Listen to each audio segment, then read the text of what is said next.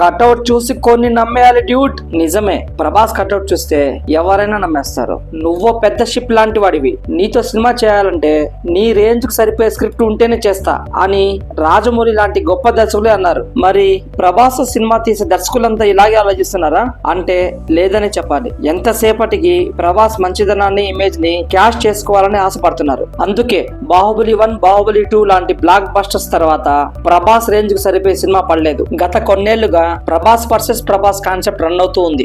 అంటే బాహుబలి 2 తర్వాత ప్రభాస్ రికార్డ్స్ ని ప్రభాసే బీట్ చేయలేకపోతున్నాడు. కానీ ఇప్పుడు కల్కి 1, కల్కి 2 తో ప్రభాస్ రికార్డ్స్ ని తిరగ రాసే సువర్ణ అవకాశం చేతికొచ్చింది. ప్రభాస్ మూవీస్ లోనే హైయెస్ట్ గ్రాసర్ గా నిలిచిన బాహుబలి 2 1810 కోట్లతో ప్రథమ స్థానంలో ఉంది. తన రికార్డ్ ని తానే బీట్ చేసే సత్తా ఒక్క ప్రభాస్ కే ఉంది. అది కల్కి 2 తో నెరవేరుతుందని ప్రభాస్ ఫ్యాన్స్ ఎక్స్పెక్ట్ చేస్తున్నారు.